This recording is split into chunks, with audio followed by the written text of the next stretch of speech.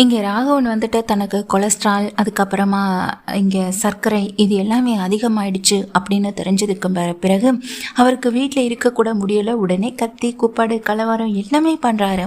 இடி பாக்யராஜ் கிளம்புடா, உடனே உங்கள் அப்பாவுக்கு எப்படி இருக்குன்னா நம்ம உடனே ஹாஸ்பிட்டல் போய் என்ன இதுன்னு பார்க்கணும், கிளம்புடா அப்படின்னு சொல்லும்போது இல்லைம்மா அது வந்துட்டு சொல்லி இங்கே தயங்கப்படி நின்றுட்டுருக்காங்க பாக்யராஜும்.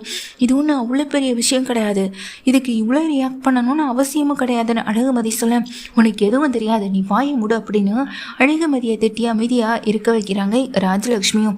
டேய் பாக்யராஜ் இப்போ கிளம்புறியா இல்லையா, இல்லை நானும் அப்பாவும் மட்டுமே போயிட்டு வரோன்னு சொல்லும்போது இல்லைம்மா நானும் வரேன் அப்படின்னு எங்கள் பாக்யராஜ் அழகு மலரை பார்த்துக்கிட்டே அம்மாவையும் அப்பாவையும் கூட்டிகிட்டு அங்கேருந்து ஹாஸ்பிட்டலுக்கு கிளம்புறாங்க.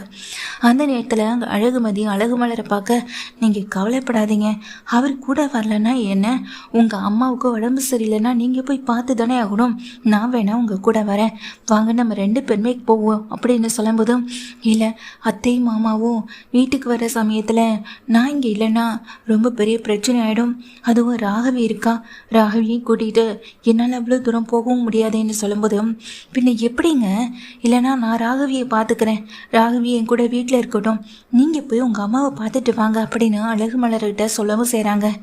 இல்லை இல்லை இல்லை வேணாம் அப்படின்னு இங்கே அழகுமதிகிட்ட அழகு மலர் சொல்லிகிட்டே இருக்கும்போது அக்கா நான் சொல்கிறத மட்டும் கேளுங்கக்கா, அம்மா இந்த நேரத்தில் தனியாக இருந்து கஷ்டப்படுவாங்க, கூட அவங்க தம்பி வேற இப்போதைக்கு இல்லை, அதுவும் இல்லாமல் நீங்கள் இங்கே இருந்து அவங்களே பற்றி யோசிச்சுட்டு இருக்கிறதுக்கு அவங்க வரத்துக்குள்ளே ஒன்று போயிட்டு வந்துடலாம், அப்படியே வந்தாலும் ஒன்றும் தப்பும் கிடையாது அப்படின்னு சொல்ல, அம்மா பாட்டிக்கு உடம்பு சரியில்லையா, நீ பாட்டியை பார்க்க போறியான்னு சொல்லி கேட்க, இல்லைடா செல்லம் அப்படின்னு சொல்லும்போது நீ போய் பாட்டியை பார்த்துட்டு வாமா, பாட்டி ரொம்ப பாவம் அப்படின்னு ராகவி சொல்கிறாங்க.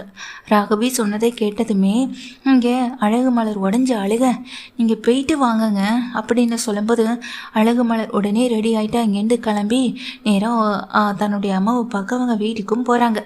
இந்த நேரத்தில் நேராக ஹாஸ்பிட்டலுக்கு போகிறாங்க பாக்யராஜும். அப்போ தான் சுரேஷ் கால் பண்ணிவிட்டு விஷயத்தை கேட்டுட்டு என்னென்ன சொல்கிறேன் அம்மாவுக்கும் அப்பாவுக்குமா அப்படின்னு சொல்லி கேட்க, அப்பாவுக்கு மட்டும்தான் டெஸ்ட் எடுத்திருந்தோம்ல, அந்த டெஸ்ட்டில் கொஞ்சம் சுகர் ஏறி இருக்கு, இங்கே கொலஸ்ட்ராலும் ஏறி இருக்கு, அதனால தான் அப்பா உடனே ஹாஸ்பிட்டல் வரணும்னு அடம்பிடிச்சாரு, அதனால தான் நான் அப்பாவை கூட்டிகிட்டு வந்துட்டேன் அப்படின்னு சொல்லும்போது இதை கேட்ட உடனே சுரேஷும் இப்போ வேற நான் டியூட்டியில் இருக்கேனே என்ன, என்னால் இந்த நேரத்தில் விட்டுட்டும் வர முடியாதுன்னு சொல்ல, சரிடா சுரேஷ் அப்போ நீ உன் வேலையை பாரு, நான் அப்பாவை கூட்டிகிட்டு பார்த்துட்டு அழைச்சிட்டு போகிறேன்னு சொல்கிறாங்க.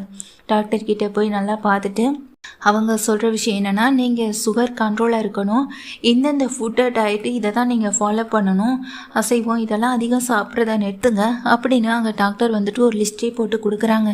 என்னங்க இது இப்படி உடம்புல பிரச்சனைன்னு வந்தால் சாப்பிட்றத நிறுத்த சொல்கிறாங்க, சாப்பிட்றத நிறுத்திட்டா இதெல்லாம் சரியாயிடுமா என்னன்னு சொல்லும்போது, அம்மா டாக்டர் சொன்னதை ஃபாலோ பண்ணாலே போதும், அடுத்த தடவை நாம் இதெல்லாம் பார்க்கும்போது எல்லாமே கம்மியாக இருக்கும். அப்பா இப்போ அதிகமாக அசைவமே சாப்பிட்றாரு, அதுவும் நைட் டைமில் சொல்லவே வேணாம், இவ்வளோ அசைவம் சாப்பிட்டா உடம்புல கொலஸ்ட்ரால் வரதானே செய்யும், அதை தானே டாக்டர் சொல்லியிருக்காங்க, அவங்க சொல்கிற மாதிரி ஃபுட் கண்ட்ரோலாக முன்னாடியே இருந்திருந்தா அப்பாவுக்கு இன்றைக்கி இவ்வளவு கூடியிருக்காது, நீங்கள் இதுவுமே அதிகம் நினச்சி பயப்படுறீங்க, ஆனால் இது கூட அதிகம் இல்லைன்னு தான் டாக்டரும் சொல்லியிருக்காங்க, அடுத்த மாதம் செக்கப்புக்கு போகிறதுக்கு முன்னாடி நாம் இதெல்லாம் பார்த்து தான் ஆகணும், அது வரைக்கும் நாம் அவங்க சொன்ன அந்த டயட்டை ஃபாலோ பண்ணால் போதும், அப்பாவுக்கு என்ன கொடுக்கணுன்றதை தெளிவாக கொடுத்துருக்காங்க, நான் மலர்கிட்ட சொல்லி அதையே சமைச்சு தர சொல்கிறேன் அப்படின்னு சொல்ல, சரி அப்படின்னு இங்கே ராகவனு சொல்லிட்டு நேராக வீட்டுக்கும் வராங்க.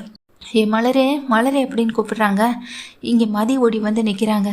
என்ன அவளை கூப்பிட்டா நீ ஓடி வந்து நிற்கிற, அவள் எங்கே அப்படின்னு அங்கே கேட்குறாங்க ராஜலக்ஷ்மியும். அது அப்படின்னு சொல்லிட்டு இருக்கும்போதே முதல்ல அழகு மலரை கூப்பிடு, இனிமே இவருக்கு என்ன சமைக்கணும் என்ன சாப்பிட கொடுக்கணும்னு டாக்டர் ஒரு லிஸ்ட்டு போட்டு கொடுத்துருக்காங்க, அதுபடி இவருக்கு மட்டும் தனியாக சமைச்சு கொடுத்தா போதும் அப்படின்னு சொல்ல, கேட்ட அழகுமதி எதுவுமே பேசாமல் நிற்க, மலர் எங்கப்பா அப்படின்னு பாக்யராஜ் கேட்குறாங்க. அவங்க வீட்டில் இல்லை அப்படின்னு சொல்லும்போது, வீட்டில் இல்லாமல் எங்கே போனா இந்த நேரத்தில், அவள் வீட்டில் தானே இருப்பான்னு சொல்லும்போது, அவங்க அம்மாவுக்கு உடம்பு சரியில்லை அதனால் அவங்க பார்க்க போயிருக்காங்கன்னு சொன்னதுமே பாக்யராஜ் அதன்ட்டு போகிறாங்க. இங்கே இதை கேட்ட உடனே ராகவனும் ராஜலக்ஷ்மி, என்னங்க இது, நம்ம வீட்டில் இல்லாத நேரத்தில் அவள் இப்படி வீட்டை போட்டுட்டு அவள் பாட்டுக்கு கிளம்பி போயிட்டுருக்கா, பாக்யராஜ் உங்ககிட்ட ஏதாச்சும் சொன்னாலா அப்படின்னு கேட்க, அது அப்படின்னு தயங்கி நிற்கும் போதே அழகுமதி சொல்கிறாங்க, உங்ககிட்ட தானே முதல்ல சொன்னாங்க, உங்களை தானே கூட்டிகிட்டு போக சொன்னாங்க, நீங்கள் தான் அவங்க சொன்னதை காது கொடுத்து கூட கேட்கல. அவங்க அம்மாவுக்கு அவங்களுக்கும் அவங்க அம்மா ரொம்ப முக்கியம் இல்லையா? உங்களுக்கு உங்கள் அப்பாவும் அம்மாவும் ரொம்ப முக்கியம் இல்லை? அதே போல் அவங்க அம்மாவுக்கு உடம்பு சரியில்லைன்னா அவங்க போய் பார்க்கணும் தானே? அதுவும் இல்லாமல் ஒரு சின்னதாக எங்கள் சுகர் ஏறிடுச்சு, கொலஸ்ட்ரால் ஏறிடுச்சுன்னு சொல்லி உங்கள் அப்பா வீட்டில் கலாட்டா பண்ணார். இவர் பண்ண கலாட்டாவுக்கு நீங்கள் ஹாஸ்பிட்டல் கூட்டிகிட்டு போனீங்க. அப்படி நீங்கள் கூட்டிகிட்டு போனது தப்பு இல்லைன்னா அவங்க அம்மாவை பார்க்க போனதுலேயும் தப்பு இல்லை தானே அப்படின்னு அழகுமதி சொல்லும்போது அதை கேட்ட ராஜலக்ஷ்மி, நீ எப்போ பார்த்தாலும் இப்படி தான் எல்லார்கிட்டையும் எதிர்த்து பேசுவியா? உன்னால் ஒரு நிமிஷம் கூட பேசாமல் இருக்க முடியாதா? இப்போவே சுரேஷ்க்கு கால் பண்ணுறேன்னு சொல்லும்போது, அம்மா சுரேஷ் முக்கியமான டியூட்டியில் இருக்கான், இப்போ அவனை கால் பண்ணி மூட் அவுட் பண்ணிடாதீங்க, அப்புறம் அவனுக்கு தான் பிரச்சனை அப்படின்னு சொல்லும்போது, இதையே ஏதாவது ஒன்று சொல்லி ஆஃப் பண்ணுங்க, இப்போ மலர் இங்கே வீட்டுக்கு வரணும், இல்லைன்னா நடக்கிறதே வேற அப்படின்னு சொல்லும்போது பாக்யராஜ் மலருக்கு கால் பண்ணுறாங்க. மலர் இங்கே ஃபோனை எடுத்தோடனே கொஞ்சம் அழுகுறாங்க. என்னாச்சு மலருன்னு சொல்லி கேட்க, அம்மாவால் எழுந்து நடக்கக்கூட முடியலை, அவங்களுக்கு சாப்பாடு கூட செய்ய முடியலை, எப்படி என்னால் அவங்கள விட்டுட்டு வர முடியும்னு சொல்லிட்டு இங்கே அழகு மலர் சொல்லும்போது உன்னை பாக்யராஜ் சொல்கிறாங்க எல்லாம் முன்னாடியுமே, மலர் அம்மா உடம்பு சரியில்லைனா நீ 2 நாள் கூட இருந்து கவனித்து பார்த்துட்டு வா. இந்த நிலைமையில நீ அவங்கள விட்டுட்டு வந்தனா அப்புறம் இங்கே இருக்கவங்கள தான் தப்பாக பேசுவாங்க. அப்புறம் எங்கள் அம்மாவும் அப்பாவும் தான் அங்கே இருக்கவங்களுக்கு பதில் சொல்லணும். அம்மாவும் அப்பாவும் எதுவும் சொல்ல மாட்டாங்க. இவ்வளோ இந்த சூழ்நிலையிலலாம் ஒன்று அங்கேருந்து வர சொல்லவும் மாட்டாங்க. அதனால் நீ அங்கேருந்து பார்த்துக்கோ, நாளைக்கே நான் ராகவியை கூட்டிகிட்டு வரேன் அப்படின்னு சொல்லும்போது, சரிங்க அப்படின்னு அழகு மலர் சொல்லிட்டு ஃபோனை வச்சிடுறாங்க. என்னடா அவளை இப்போவே உடனே வீட்டுக்கு வர சொல்லு அப்படின்னு சொன்னால் நீ என்னமோ அவளை அங்கே இருக்க சொல்கிறா அப்படின்னு சொல்லி கேட்க, அம்மா அழகு மலருடைய அம்மாவுக்கு உடம்பு சரியில்லை, இந்த நேரத்தில் அவள் கூட இருந்து தானே பார்த்துக்கணும், அவங்கள பார்த்துக்கிறதுக்கு வேற யார் இருக்கா அப்படின்னு சொல்லும்போது, இங்கே அப்போ எங்களை யாருடா பார்த்துப்பான்னு சொல்லும்போது, அதான் நான் இருக்கேன், சுரேஷ் இருக்கான், இதோ இந்த மதி பிள்ளை இருக்குது, இத்தனை பேர் இருக்கோம்லம்மா, அதுவும் இல்லாமல் உங்களுக்கு எந்த பிரச்சனையும் இல்லை, நீங்கள் நல்லா தானே இருக்கீங்க, அதுவும் அவங்களுக்கு அப்பாவுக்கு கொடுத்துருக்க ஃபுட் கண்ட்ரோல்லாம் ஃபாலோ பண்ணாலே போதும், அந்த சிம்பிளான சமையல் தான் மதியே சமைச்சிருமே, மதி ஒரு 2 நாளைக்கு அதெல்லாம் நான் பார்த்துக்கிறேன், மலரக்கா கூட இருந்து அவங்க அம்மாவுக்கு கொஞ்சம் குணமானதும் அதுக்கப்புறம் வீட்டுக்கு வந்தால் போதும் அப்படின்னு சொல்லிட்டு இருக்காங்க. இதை கேட்டு இங்கே ராஜலக்ஷ்மியும் ராகவனும் எதுவுமே பேச முடியாமல் இருக்காங்க. எல்லாம் இவ வந்ததுக்கு பிறகுதாங்க, இல்லைன்னா நம்மக்கிட்ட ஒரு வார்த்தை சொல்லாமல் இந்த வீட்டை விட்டு கிளம்பி போயிருப்பாளாவ அப்படின்னு அங்கே ராஜலக்ஷ்மி சொல்லிட்டு இருக்காங்க ராகவன் கிட்ட. ராகவன் எதுவுமே பேசாமல், சரி எனக்கு மாத்திரை எடுத்து கொடு, நான் போய் அதை போட்டுட்டு படுத்து தூங்குறேன்னு சொல்லிட்டு கிளம்பி போயிடுறாரு. இங்கே பாக்யராஜுக்கு தான் மனசுக்கு ரொம்ப கஷ்டமாக இருக்குது. மலருக்கு ஃபோன் பண்ணுறாங்க, மலர் ஃபோன் அட்டன் பண்ணவே இல்லை. கொஞ்சம் நேரம் கழித்து வேலையை முடிச்சுட்டு மலர் தான் திரும்ப கூப்பிடுறாங்க. இப்போ எதுக்கு எனக்கு ஃபோன் பண்ணீங்கன்னு கோவத்தோட மலர் கேட்குறாங்க. இல்லை மலர், அவசரமாக இப்படி நீ கூப்பிட்டதும் என்னால் வர முடியாமல் போயிடுச்சுன்னு சொல்ல, உங்கள் அப்பாவுக்கு ஒரு சின்னதாக பிரச்சனை அப்படின்னு உடனே உங்களுக்கு நானும் மறந்துட்டேன், எங்கள் அம்மாவும் மறந்துட்டாங்க, அதே நேரத்தில் நான் ஒரு விஷயத்த அந்த வீட்டில் மறந்துட்டு வந்துட்டேன் அப்படின்றதுக்காக என்னை உடனே ஃபோன் பண்ணி வர சொல்கிறதுக்கு தானே கால் பண்ணீங்க, நான் வேணும்னு தான் வரல. எங்கள் அம்மாவுக்கு உடம்பு குணமாகிற வரை என்னால் அந்த வீட்டுக்கு வர முடியாது. இத்தனை வருஷமாக உங்கள் அம்மாவையும் அப்பாவையும் கூடவே இருந்து தானே பார்த்துக்கிட்டேன். ஒரு நாள் கூட எங்கள் வீட்டுக்கு வந்து நான் தங்கினது கூட கிடையாதுல்ல. அப்படி இருக்கும்போது நான் எதுக்காக வரணும்? எங்கள் அம்மாவை இந்த நிலைமையில விட்டுட்டு என்னால் வரவே முடியாது. நீங்கள் என்ன சொல்லி சமாளிப்பீங்களோ எனக்கு தெரியாது பாக்யராஜ், ஆனால் என்னால் இப்போதைக்கு அங்கே வர முடியாது. என் பொண்ணு ராகவியை மட்டும் கூட்டிகிட்டு வந்து எங்கள் வீட்டில் விடுங்க, நான் இங்கே தேவலை ஸ்கூலில் அனுப்பிக்கிறேன் அப்படின்னு அங்கே அழகுமலை சொல்லிட்டு ஃபோனை கட் பண்ணும்போது பின்னாடியே அழகுமதி வந்து நிற்கிறாங்க.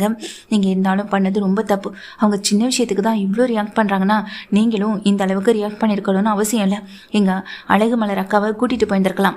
பாவம் அவங்க எவ்வளோ ஃபீல் பண்ணியிருந்திருப்பாங்க. நீங்கள் கூட வரணும்னு நினச்சிருந்துருப்பாங்களே. இப்போ அவங்க தனியாக தானே எல்லாத்தையும் பார்த்துக்கணும். உங்கள் அம்மாவுக்கும் அப்பாவுக்கும் நீங்கள் ரியாக்ட் பண்ண அளவுக்கு எதுவுமே இல்லையே. அவங்க சின்ன விஷயத்துக்கு கூட இவ்வளோ ரியாக்ட் பண்ணணும்னு அவசியம் இல்லை. அட்லீஸ்ட் வந்ததுக்கு பிறகாவது நீங்கள் போய் பார்த்துருந்துருக்கலாம். அதையும் செய்யலை அப்படின்னு அங்கே அழகுமதி சொல்ல, புரியுதுப்பா, என் மேலே தான் ரொம்ப தப்பு இருக்குது, ஆனால் அதுக்காக நான் அழகு மலர்கிட்ட மன்னிப்பு கேட்டாலும் மன்னிக்க மாட்டாப்பான்னு சொல்லும்போது, இதுக்கு மேலே மன்னிப்பு கேட்டிங்கன்னா அக்காவுக்கு தான் கோபம் வரும், இந்த விஷயத்தை இதோட விட்டுருங்க, இதுக்கப்புறமாவது கொஞ்சம் பார்த்து நடந்துக்கோங்கன்னு சொல்லிட்டு அழகுமதி போய்ட்றாங்க. இங்கே பாக்யராஜு ரொம்ப யோசனையாக இருக்காங்க. நான் ரொம்ப பெரிய தப்பு பண்ணிட்டேன், மலரே மன்னிச்சிட மலர் அப்படின்னு நினச்சிட்டு இருக்காங்க. என்னால் திரும்ப இந்த வீட்டில் உனக்காக பேசணும்னு நினைக்கிறான், முடியலை. ஆனால் இனிமேல் இப்படி இருக்க மாட்டேன். இனிமேல் உனக்கு எந்த ஒரு கஷ்டம் வந்தாலும் நான் கண்டிப்பாக கேட்பேன். எத்தனை நாள் வேணாலும் உங்கள் அம்மா கூட சந்தோஷமாக இருந்துட்டு வா. நாளைக்கே ராகவியை கூட்டிகிட்டு வந்து விட்டு உன்னையும் உங்கள் அம்மாவையும் பார்த்துட்டு வரணும் அப்படின்ற ஒரு முடிவில் தான் இங்கே பாக்யராஜும் இருக்காங்க.